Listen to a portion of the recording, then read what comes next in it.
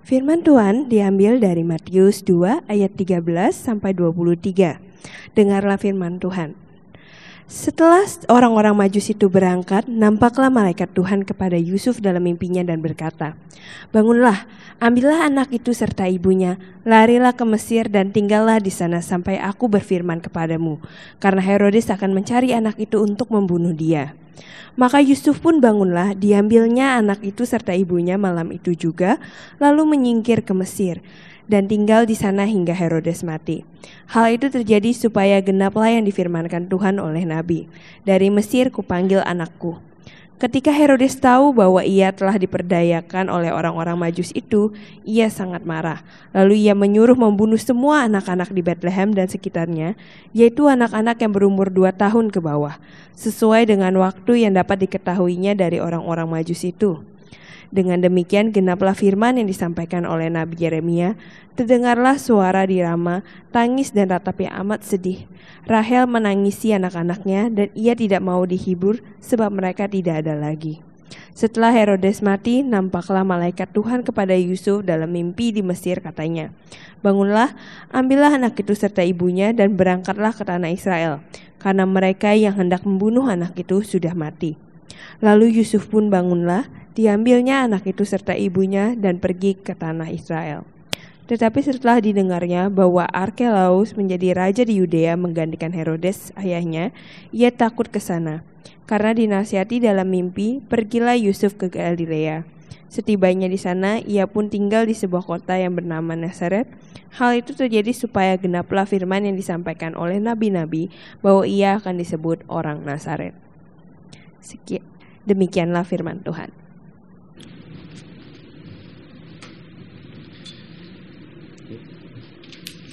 Thank you.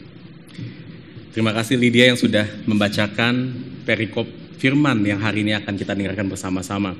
Dan saudara, hari ini adalah khotbah terakhir dari seri pendek Advent tentang kelahiran Yesus berdasarkan kitab Matius. Minggu depan di dalam kebaktian Natal GPC yang juga adalah ibadah minggu kita tidak ada ibadah Natal spesial, jadi kita akan ibadah bersama-sama di sini hanya dengan tema Natal dengan khotbah yang berasal dari perikop Natal. Dan 2 minggu lagi, tanggal 31 Desember, hari terakhir di tahun 2023 yang pas jatuh di hari Minggu, kita juga akan mengadakan ibadah. Jadi saudara, ibadah tidak akan libur ya, 2 minggu lagi ya, meskipun tahun baru di situ. Dan kita akan membahas satu kitab Mazmur di situ. Dan nanti di Januari 2024 kita akan kembali lagi untuk melanjutkan seri khotbah kitab Lukas yang kita kemarin berhenti di Lukas pasal 9. Nah saudara, sebelum kita masuk ke firman hari ini, yuk kita doa terlebih dahulu, persiapkan hati kita mendengarkan firman Tuhan.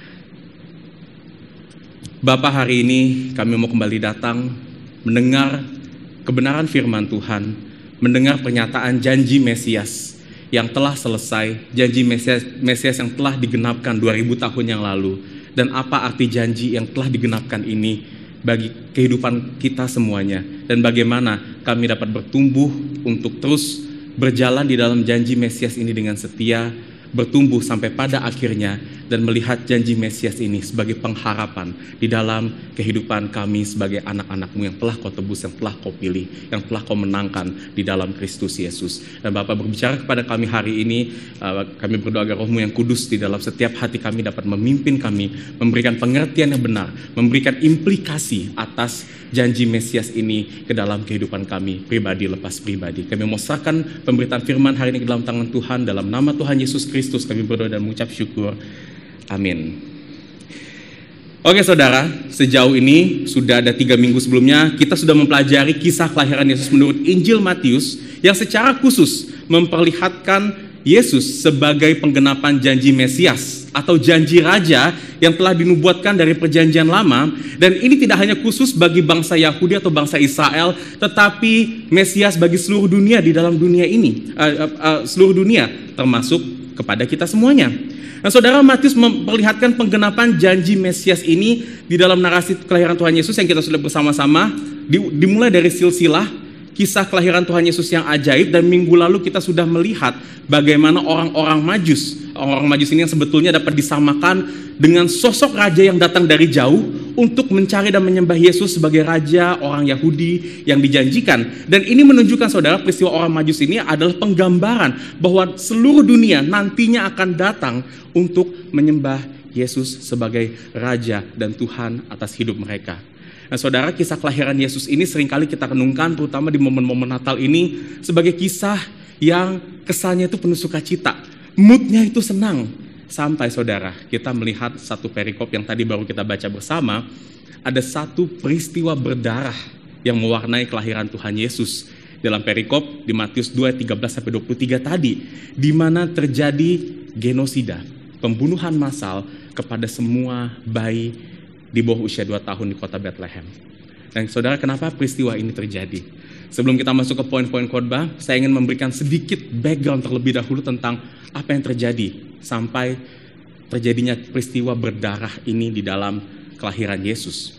Nah saudara, peristiwa ini terjadi sebenarnya atas dasar perintah Raja Herodes yang merupakan raja yang berkuasa di wilayah Yudea pada saat itu.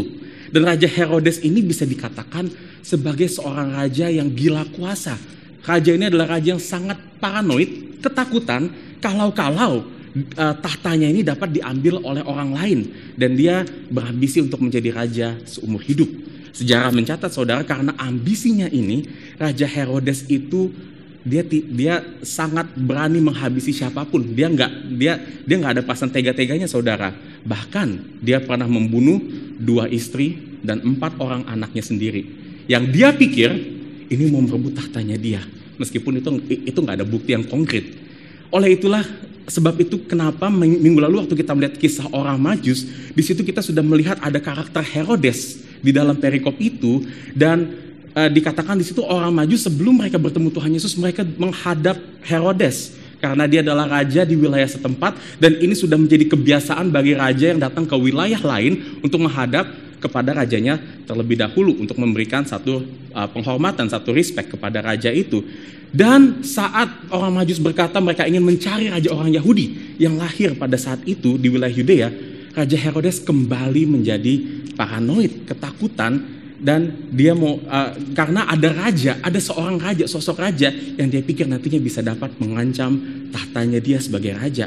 Dan kalau kita tahu Herodes tadi tega membunuh semua keluarga intinya sendiri, apalagi kalau dia membunuh orang-orang lain yang ada di wilayahnya itu. Dan karena itu saudara, minggu lalu kita lihat Herodes itu meminta orang-orang Majus untuk mencari bayi Yesus. Dan setelah itu kembali kepada Raja Herodes membawa laporan di mana bayi Yesus itu berada, dengan alasan palsu kalau dia ingin menyembah bayi Yesus itu.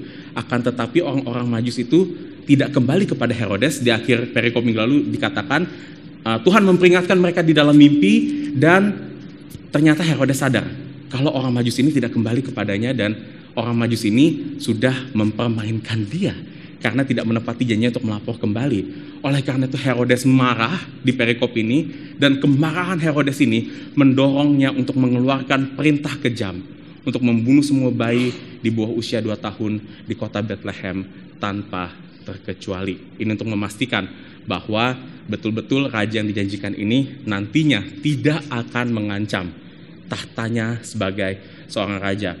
Nah saudara, hal ini, perintah ini adalah perintah yang sangat amat mengancam nyawa bayi Yesus pada saat itu yang tinggal di Bethlehem. Karena saudara, kota Bethlehem itu bukan kota yang besar. Tercatat kemungkinan pada saat itu hanya ada 30 bayi yang ada di kategori Herodes yang 2 tahun ke bawah itu. Jadi saudara, kalau nanti terjadi penggerbekan, terjadi pembunuhan, kemungkinan besar bayi Yesus itu akan ditemukan dan bisa dibunuh. Hal ini sangat mengancam keselamatan nyawa Yesus. Nah, saudara, itu backgroundnya. Jadi kita tahu betapa berbahayanya ini bagi Yesus, dan apa yang kita dapat pelajari tentang Yesus dari perikop ini, dan terutama tentang janji Mesias. Ada 3 poin yang ingin saya bagikan di dalam perikop khotbah hari ini. Pertama, tentang janji Mesias yang tidak akan hilang. Kedua, janji Mesias yang tidak tergantikan. Ketiga, janji Mesias yang tidak terduga. Ini 3 poin yang akan kita simak bersama-sama dalam perikop ini. Saudara jangan tutup Alkitab saudara. Kita akan melihat perikop-perikop ini, poin-poin ini secara dekat di dalam perikop yang tadi kita sudah baca bersama-sama. Kita masuk ke poin yang pertama. Janji Mesias yang tidak akan hilang. Saudara, peristiwa berdarah yang terjadi di perikop ini sebetulnya tidak hanya mengancam keselamatan bayi Yesus saja, tetapi lebih besarnya, peristiwa ini dapat mengancam tergenapnya janji Mesias yang dibawa melalui kelahiran Yesus. Karena bayangkan saudara apa yang terjadi kalau Yesus sampai terbunuh. Tidak akan ada penebusan dosa, tidak akan ada kematian di atas kayu salib, tidak akan ada kebangkitan dari kematian yang sudah dijanjikan oleh Tuhan. Dan kalau kita perhatikan di dalam Alkitab saudara, sebetulnya ini bukanlah kali pertama ancaman untuk menggagalkan janji Mesias ini terjadi. Misalkan saudara, kita kalau melihat di dalam perjanjian lama, di mana janji Mesias itu sudah diberikan oleh bangsa Israel, oleh beberapa tokoh-tokoh yang Tuhan sudah pilih untuk membawa janjinya. Misalkan dalam kisah Yakub dan keluarganya di perjanjian lama di kitab Kejadian, kita di situ menemukan ada satu peristiwa kekeringan yang terjadi di tanah perjanjian pada saat itu. Dan kalau Yakub sekeluarga ada di situ, mereka bisa mati kelaparan. Dan kalau Yakub sekeluarga mati kelaparan, artinya tidak akan ada lagi keturunan dari Yakub yang akan meneruskan janji Mesias ini. Atau misalnya di perjanjian lama di kitab Esther yang dulu kita pernah bahas bersama-sama, kita pernah pelajari bersama-sama di pertengahan tahun ini, kita juga melihat ada ancaman dari Haman yang ingin membunuh seluruh orang Yahudi yang ada di wilayahnya pada saat itu. Dan jika hal ini terjadi saudara, orang Yahudi tidak akan ada lagi, dan janji Mesias yang datang dari keturunan Israel yang juga keturunan Yahudi itu juga akan terancam gagal. Dan saudara, hal ini sebenarnya tidak hanya terjadi di perjanjian lama saja. Di perjanjian baru pun, setelah janji Mesias ini tergenapi, setelah Yesus naik ke surga, kita juga melihat ada banyak ancaman yang terjadi di dalam kehidupan umat-umat Tuhan. Kalau saudara perhatikan misalkan di surat-surat para rasul di dalam perjanjian baru, apakah itu yang ditulis oleh Paulus seperti surat Roma, Korintus, Efesus, atau surat-surat yang dituliskan oleh Rasul Petrus, Yohanes, Yakobus, semuanya dituliskan kepada orang-orang Kristen dalam gereja-gereja Tuhan di abad pertama dengan kondisi yang serupa, isu-isu yang serupa. Apakah itu mereka semuanya berada di bawah tekanan persekusi akibat iman mereka, tekanan dari pemerintah setempat, tekanan dari budaya-budaya lokal, atau mereka mendapatkan ancaman dari ajaran-ajaran palsu, pengajar-pengajar palsu yang hendak menyingkirkan Injil dari dalam gereja, atau mereka juga mengalami masalah relasi, perpecahan, perselisihan antar jemaat yang terjadi karena ada perbedaan ras, budaya, perbedaan status, perbedaan kekayaan di dalam kehidupan berjemaat. Dan saudara, kalau kita perhatikan, hal-hal ini juga tetap menjadi ancaman dari janji Mesias yang kita kenal sebagai janji Injil keselamatan yang kita bawa sebagai orang-orang Kristen di abad 21 di kota Jakarta saat ini. Mungkin saudara tidak dari kita bisa dibilang di kota Jakarta ini tergolong orang Kristen yang nyaman untuk menjalankan ibadah kita, untuk menghidupi iman kita.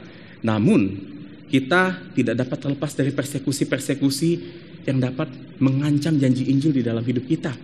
Misalkan saudara, mungkin karena memegang Injil, saudara akan terancam putus hubungan dengan keluarga saudara yang berbeda iman. Saudara nggak bisa tinggal bareng lagi dengan keluarga saudara.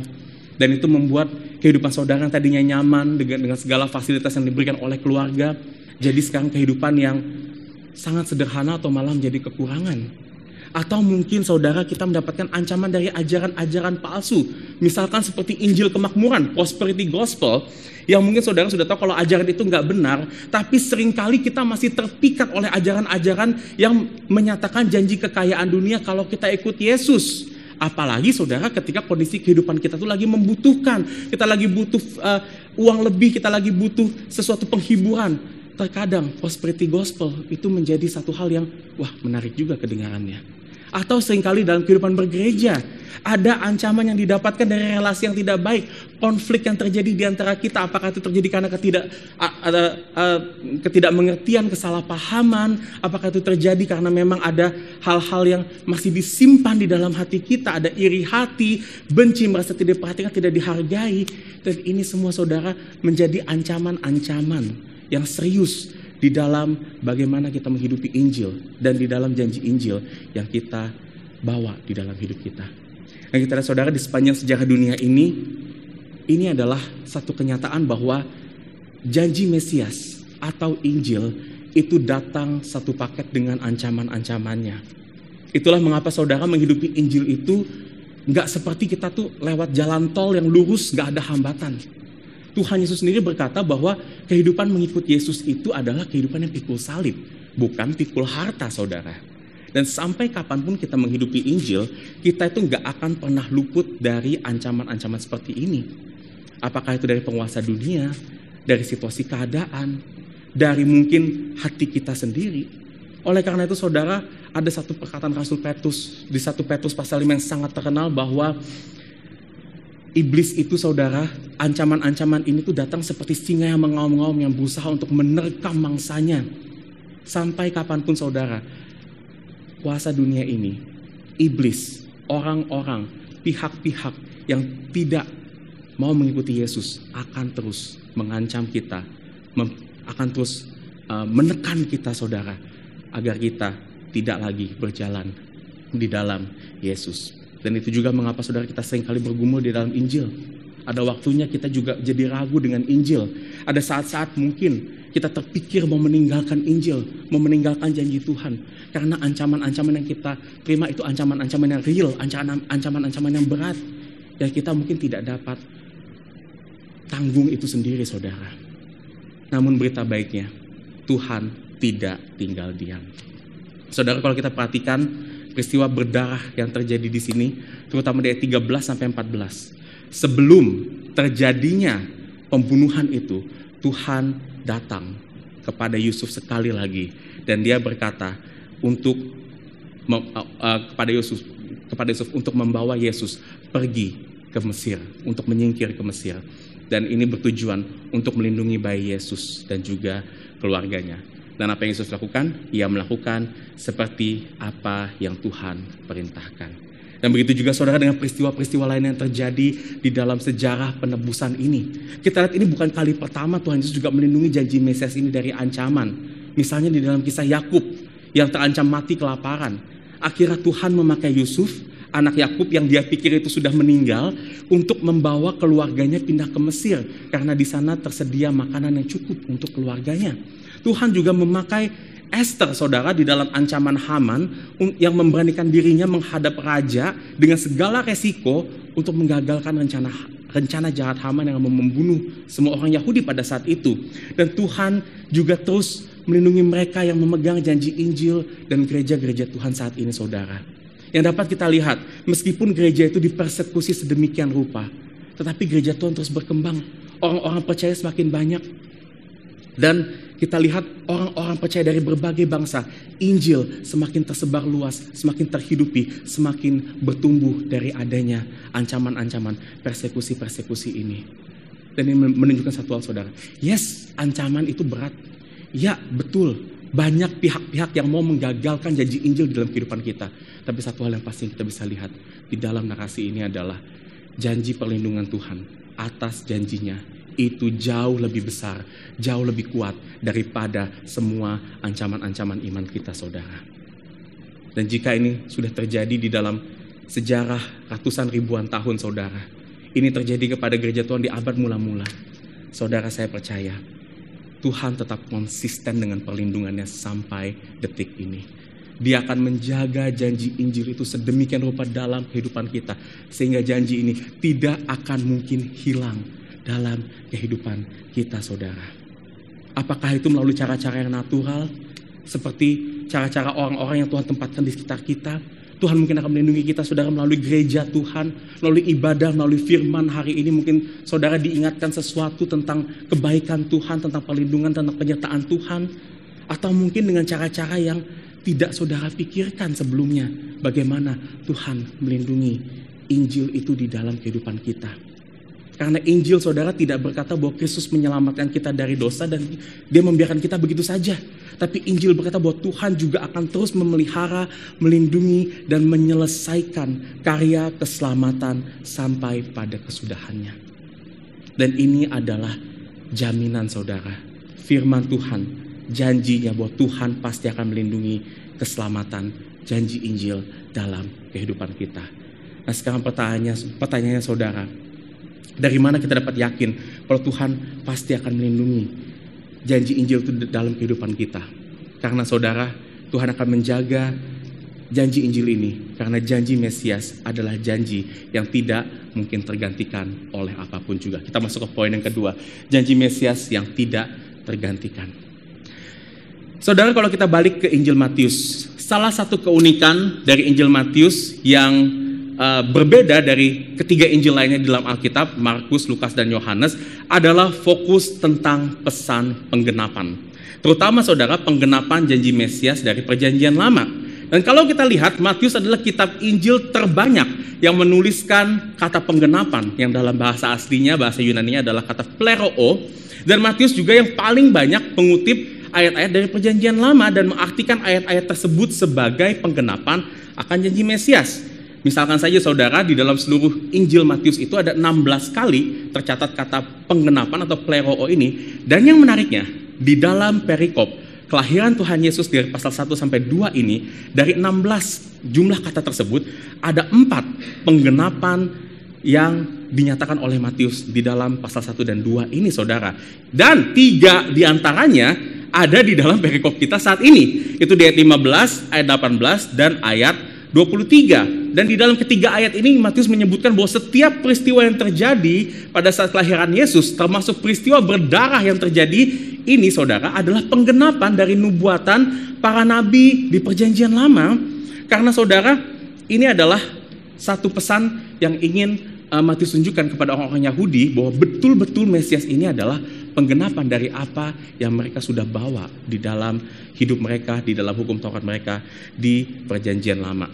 Nah saudara, pertanyaannya bagi kita, kenapa Matius perlu menjelaskan tentang penggenapan ini, dan apa gunanya bagi kita semuanya saat ini untuk mengetahui seluruh informasi tentang penggenapan ini?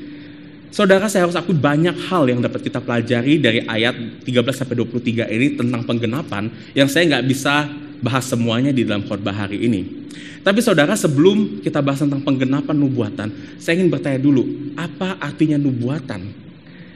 Saudara, seringkali kita menyimpulkan nubuatan itu seperti suatu prediksi atau suatu ramalan tentang apa yang akan terjadi di masa yang akan datang. Apalagi kalau kita baca kitab-kitab Nabi di Perjanjian Lama, kalau mereka berbicara tentang apa yang akan terjadi di masa yang akan datang.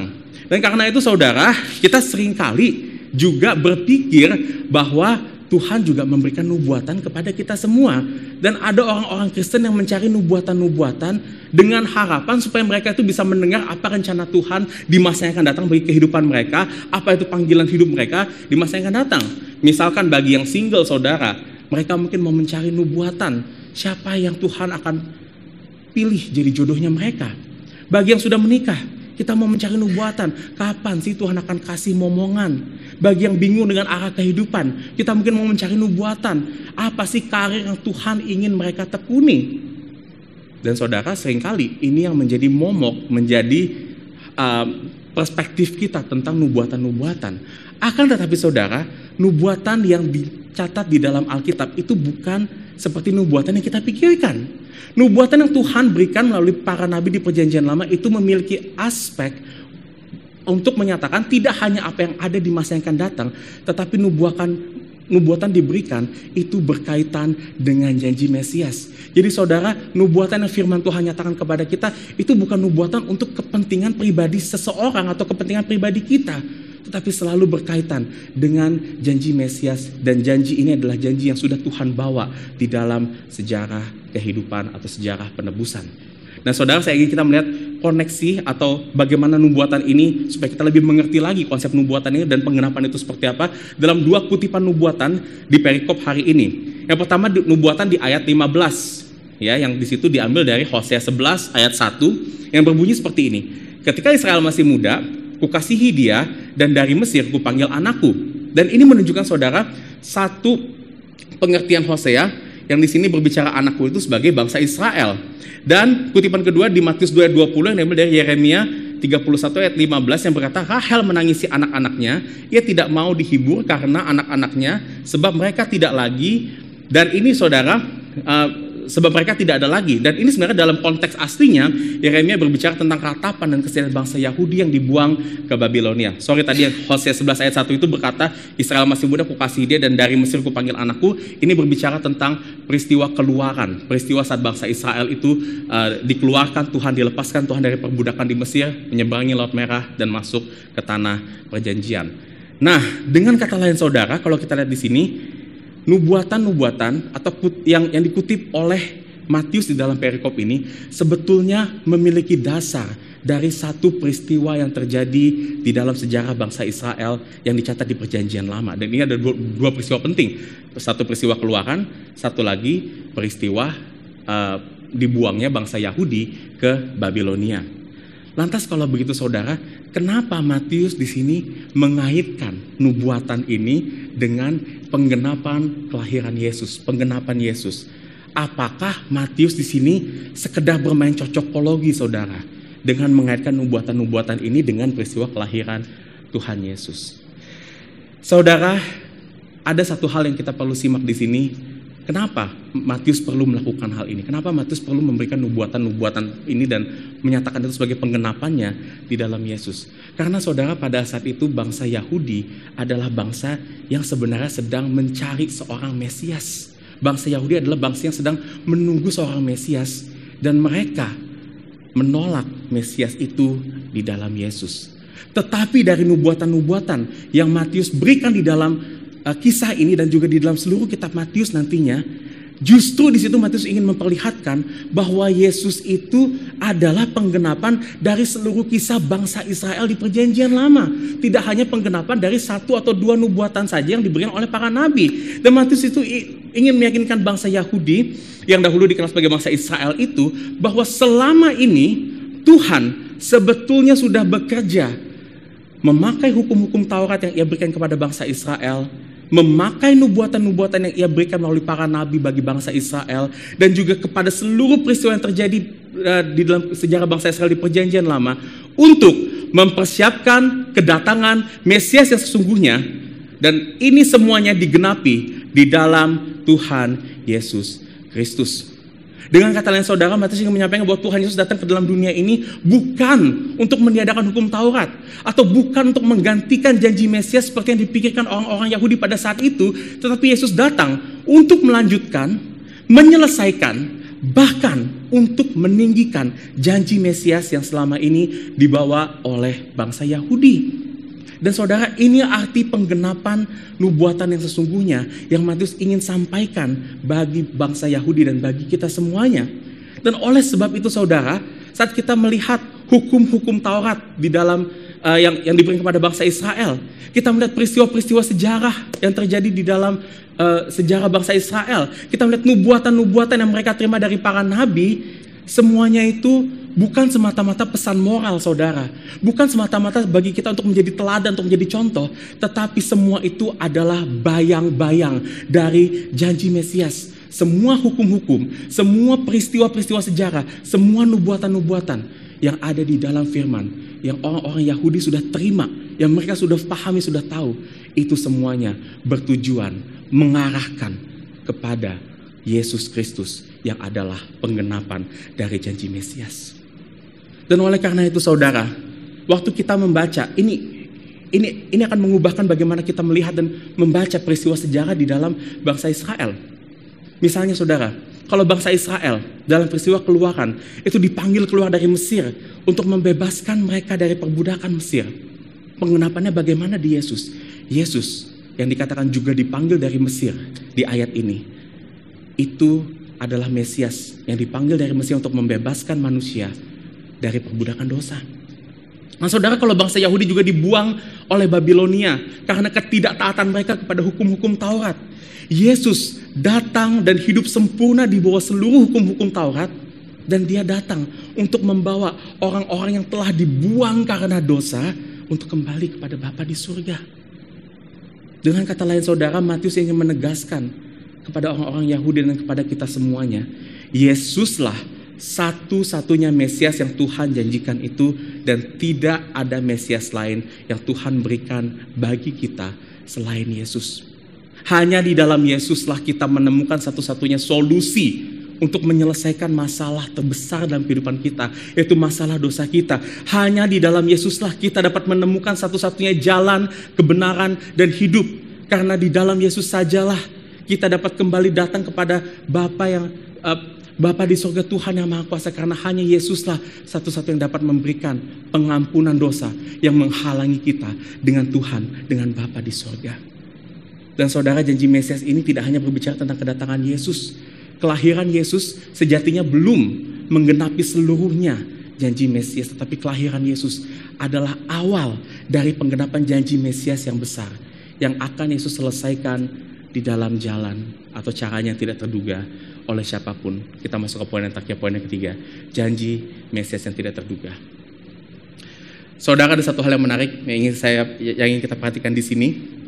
Matius mengakhiri narasi kelahiran Yesus ini di pasal 2 ayat 23 tepatnya dengan memberikan di situ peristiwa Yesus kembali dari Mesir ke Yudea, ke area Yudea pada saat itu. Dikatakan Raja Herodes yang kita kenal, dia raja yang gila kuasa, raja yang sadis dan kejam, itu sudah mati. Dan mungkin saudara, sebagai pembaca dari kitab ini, kita berharap Yesus yang dijanjikan sebagai raja, sebagai Mesias, akan menggantikan, akan duduk di tahta, menggantikan Raja Herodes pada saat itu. Namun di ayat 22 dikatakan bahwa Raja Herodes digantikan oleh anaknya bernama Archelaus, atau yang dikenal juga dengan nama Herodes Archelaus. Minggu lalu saudara ada kuis di Christmas gathering kita, saya gagal menjawab pertanyaan ini dan saya ya begitulah, jadi nggak enak gitu ya. Nah, Archelaus ini saudara tercatat juga di dalam sejarah itu sama kejamnya dengan ayahnya. Dia raja yang dingin, dia raja juga yang tega untuk menyingkirkan siapapun yang berani untuk mengambil tahtanya. Dan saudara, hal ini membuat Yesus sang raja sesungguhnya, Mesias yang dijanjikan itu harus menyingkir ke daerah Galilea.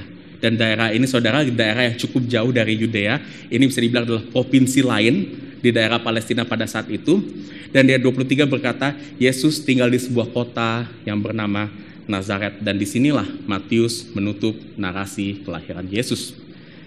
Saudara, sekali lagi di sini Matius juga mencatat bahwa Yesus yang tinggal di Nazaret ini pun juga adalah penggenapan yang disampaikan oleh nabi-nabi, tepatnya di Yesaya 11 ayat 1, yang berkata seperti ini, suatu tunas akan keluar dari tunggul Isai dan taruk yang akan tumbuh dari pangkalnya akan berbuah.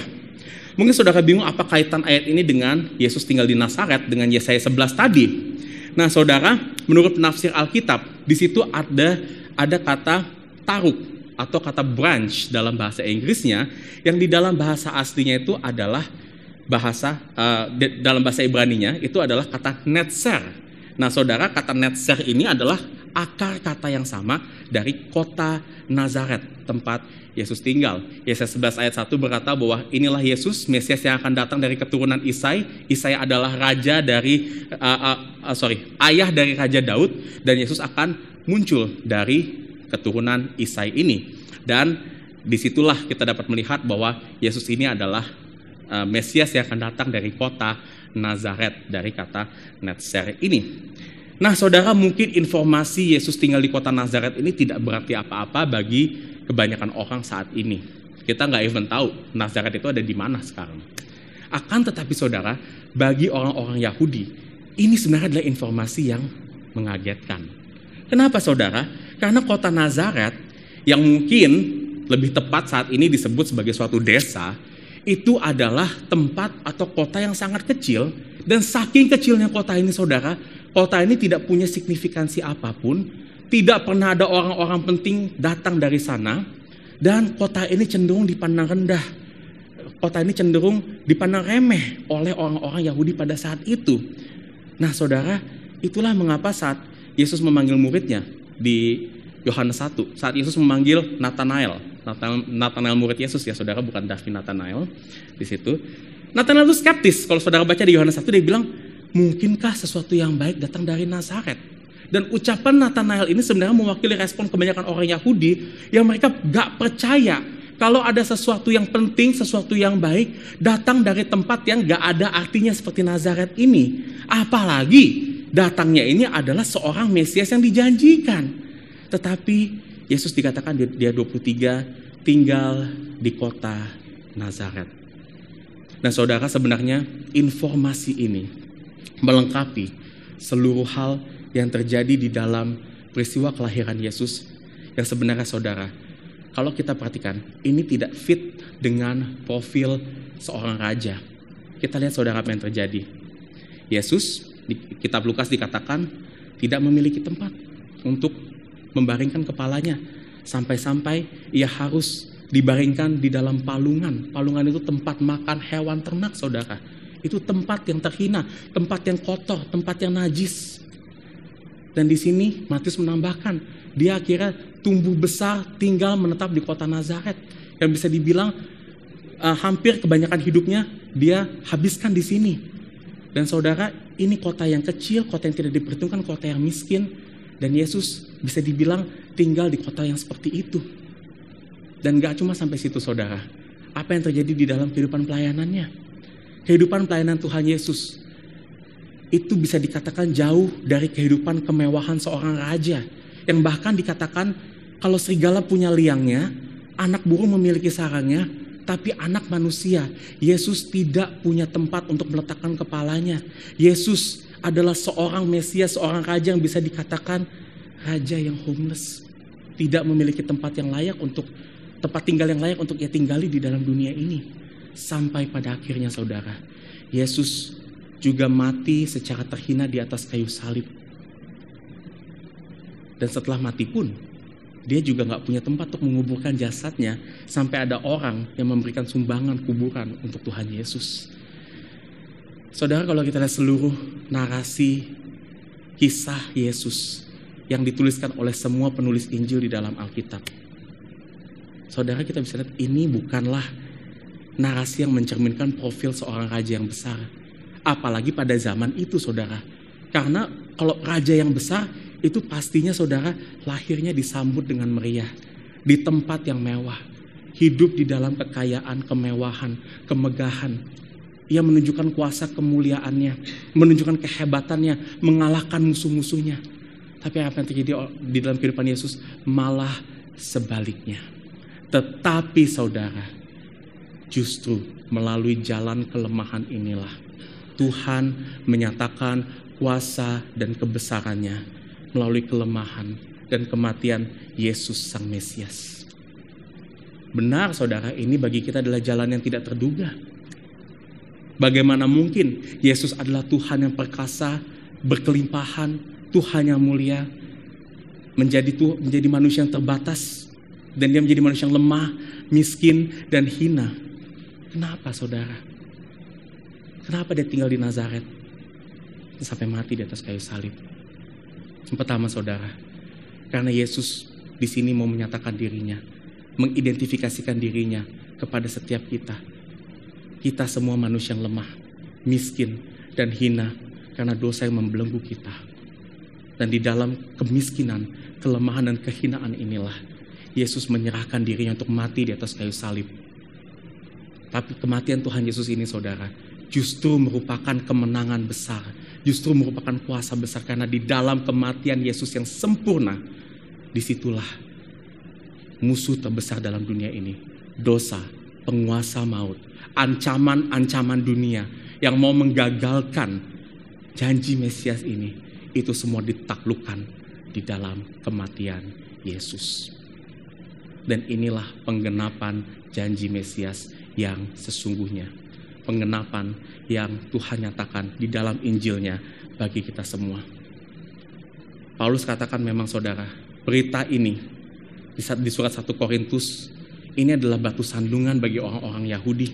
Bagi orang-orang Yunani ini adalah kebodohan. Dunia tidak mengerti saudara, bagaimana mungkin seorang yang dijanjikan sebagai raja itu hidup menderita, miskin sampai mati di salib. Bagaimana mungkin Tuhan yang Maha Kuasa, Tuhan yang memiliki dunia ini, mati di tangan manusia yang bejat dan berdosa. Tapi kita saat ini yang telah menerima firman dengan utuh, yang telah mendengar janji penggenapan Tuhan dengan utuh di dalam firman Tuhan, kita dapat melihat satu kabar gembira, satu pengharapan, bahwa di dalam kelemahan Kristus, disitulah pengharapan kita berada, saudara.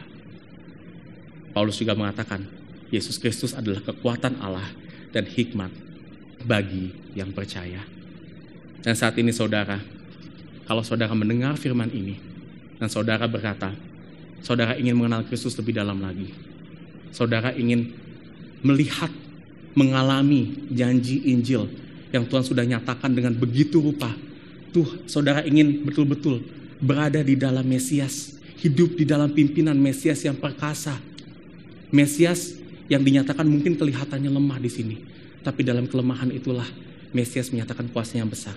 Dan jika saudara mendengar berita ini dan saudara terpanggil, jangan tolak berita ini, saudara.